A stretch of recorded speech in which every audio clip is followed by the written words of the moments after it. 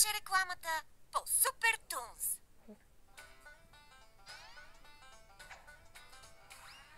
Сръчковците малки са и чак не ви се вярва, че дори под микроскоп да се взираш трябва. Те малки до безкрайно са, чак би се усъмнил.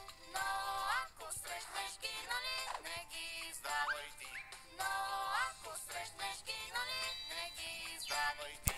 Но ако срещнеш ги, нали... Профилмс представя Сръчковците. Каналът. Ей, Ноли, ела да забършим вентилатор на компютъра. Не сега. С Том Томас рисуваме картичка за годишнината на родителите му. О, горкичкият, преуморил си се. Здрасти, Симка. Чудесно е, че дойде. Кажи ми, 12-та годишнина, со ли се пише или су? Слушай, първо напиши 12, после сложи тире и напиши та. О, вярно. Но първо ще сменя водата. Ей, сега идвам. О, мама си е забравила халката. О, не.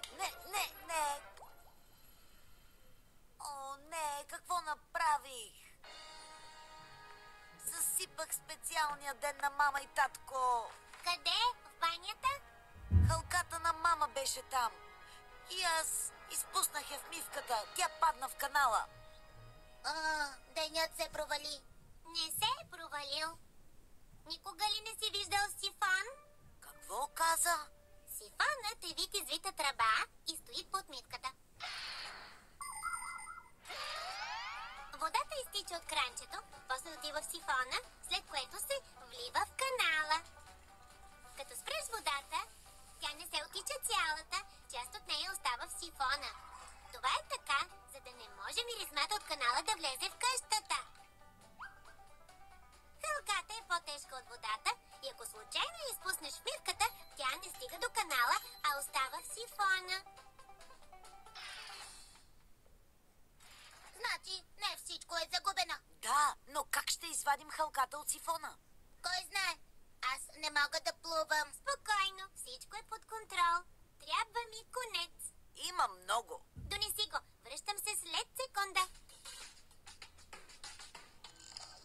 Няма да стане така. Трябва ми поялник. Папус, трябва ми твоя помагатор.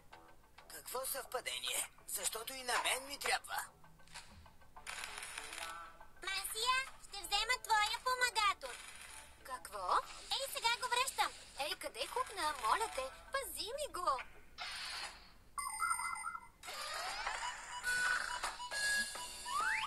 Както подсказва името им, сръчковците се грижат за уреди и машини. Но машините са огромни, а сръчковците са мънички. Затова не могат без инструменти. В началото те работеха с каквото имат под ръка. Перца, конци, игли, но вече имат раници, помагатори. Помагаторът е пълен с всякакви инструменти. Натискаш бутона, помагаторът се завърта и изстрелва кука, магнит, дори парашут. Всеки възрастен сръчко има личен помагатор. Но децата първо отиват на училище, учат здраво и имат изпити преди да станат пълноправни сръчковци. Едва тогава се здобиват със свой личен помагатор. И какво? Ще се спуснеш ей така в сифона? Не просто и така.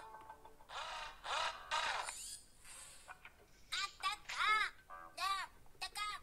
Като дръжна конеца, издърпай ме. А? Тя каза, когато дръпна конеца, трябва да ме изтеглиш. Разбрано. Той каза, разбрано. Много нужда да повтаря всичко. Каза да не повтарям думите ти.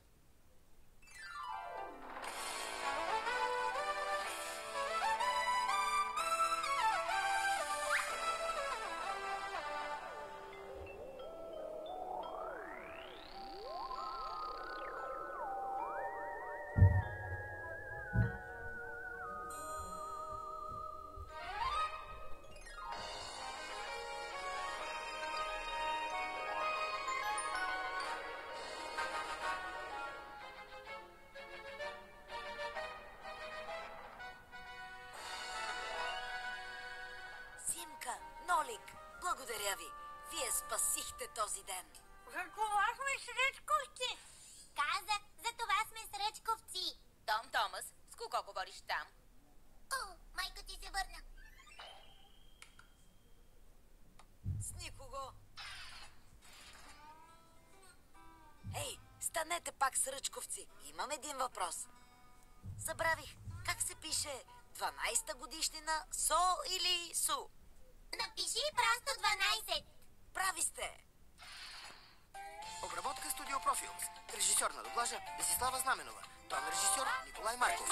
Ролите озвучиха артистите Диана Спасова, Мина Костова, Светослава Симеонова, Живко Джуранов. Преводач Гебегана Байхчи.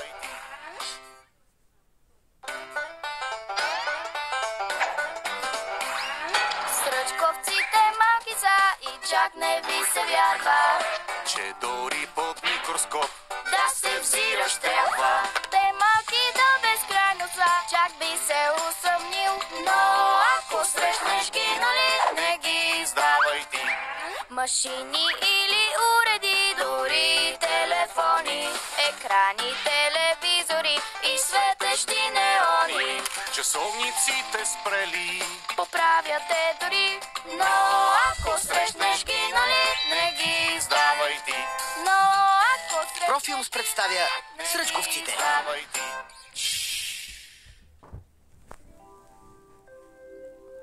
Компакт дискът.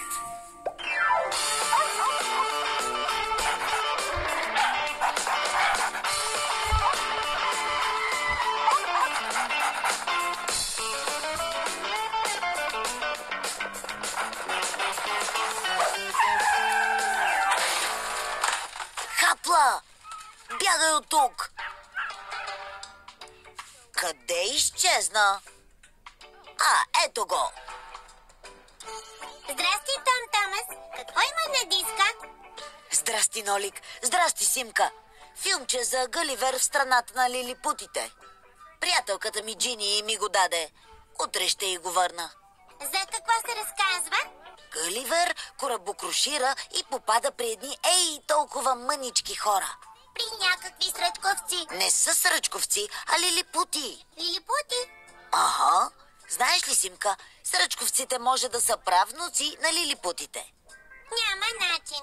Дядо ни разказа една съвсем различна история.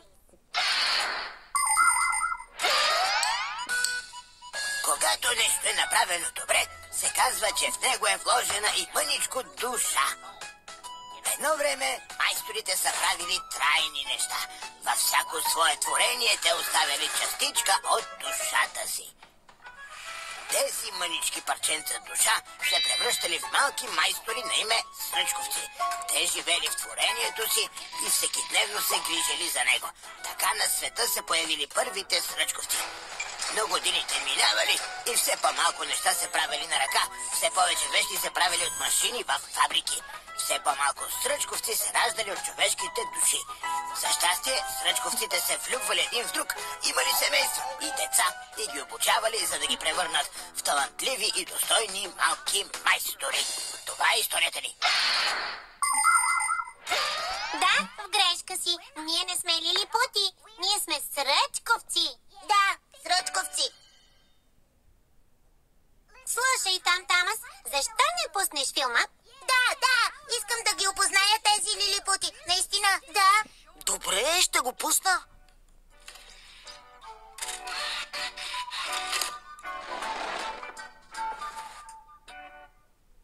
Няма диск. О, не, какво става? Май го счупих. Не мога да върна счупен диск. Без паника. Ще го погледнем. Донеси го при нас.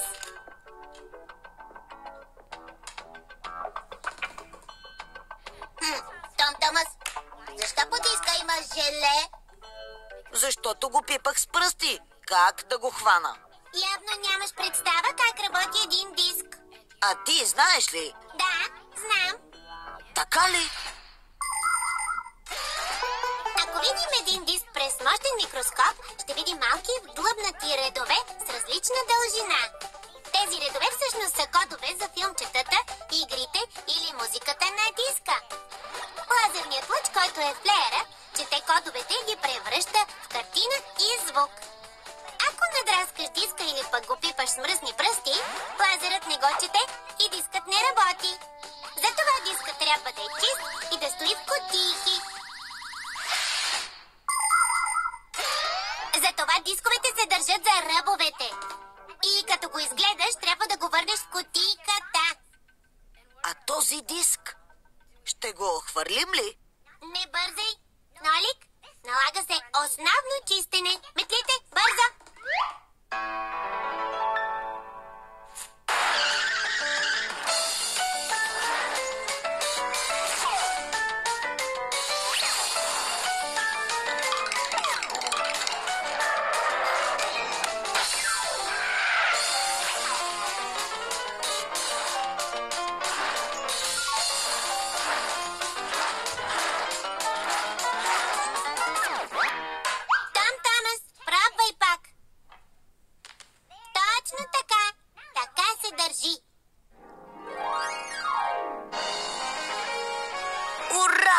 Дискът работи! Ура! Ще гледаме филма за лилипутите! Ей, Галивер, ти пък защо седна? Ти вече си гледал филма. Да, и какво? Как какво? Онзи куп с дискове. Къде трябва да ги сложиш? В кутийките им. Обработка Студио Профилмс. Режисьор на дублажа Десислава Знаменова. Тон режисьор Николай Марков. Ролите озвучиха артистите Диана Спасова, Мина Костова, Светослава Симеонова, Живко Джуранов. Преводач Герегана Байхчи.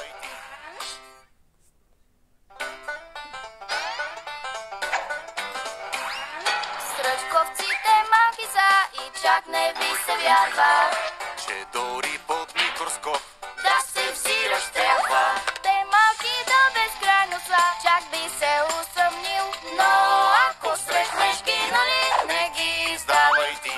Но ако срещнеш ги, нали, не ги издавай ти. Но ако срещнеш ги, нали... Профилмс представя Сръчковците. Будилникът. Пак не звънна. Нолик, хайде да оправим будилника. Симка, събуди Том Томас. Том Томас, ставай! Том Томас! Ще закъснееш за училище! Том Томас! Веднага ставай! Интересна машинка! А къде е батерията? Не, това е механичен будилник. Той не работи с батерии. Работи с пружина. Как с пружина? Хората навиват пружината здраво. Тя бавно се развива и задвижва колелата, които пък движат стрелките на часовника. Апчи!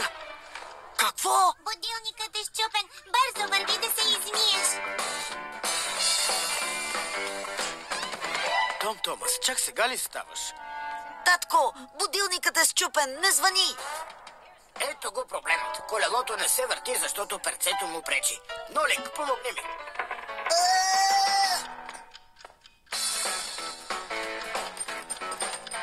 Бабус, какво става? Прилича ми на земетресение!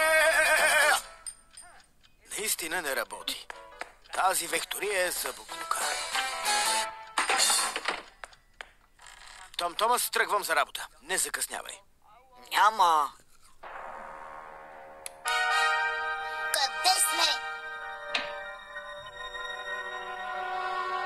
В колфата за буклук. Какво ще стане с нас? Ами, виж, Нолик. Хората хвърлят счупени вещи без изобщо да мислят. Дори уреди, които могат да бъдат поправени, често свършват в буклука. Буклукът се извозва до едно ужасно, адско място, наречено сметище. Ако някой сръчко се озове в някой счупен уред, тогава го грози голяма опасност. Веднъж Чичо го изхвърлиха на сметището, заедно с един стар телевизор. Едва успя да се спаси от булдозера. Беше цяло чудо, че не изгоря в инсинератора. После почна да се скита из сметището в опити да поправи каквото види. И почти се беше побъркал. Добре, че спасителният сръч екип успя да го открие и да го върне у дома.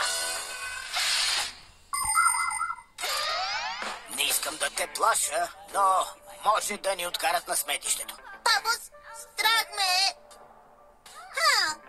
Къде е будилникът? Може татко да го е занесъл на поправка.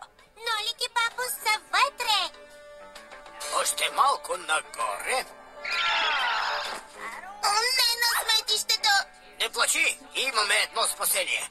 Ако оправим часовника, той ще звънне. Но как?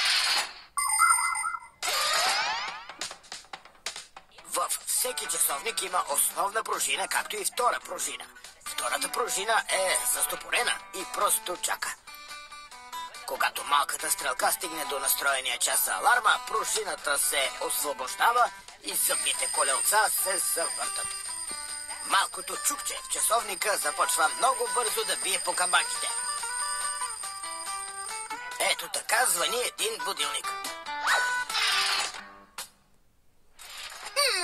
Сега перцето държи колелата и чукчето не може да удари камбанката. Точно така. Ще започна да бутам колелото, ти дърпай перцето. И едно, и две, и три. Та-дам!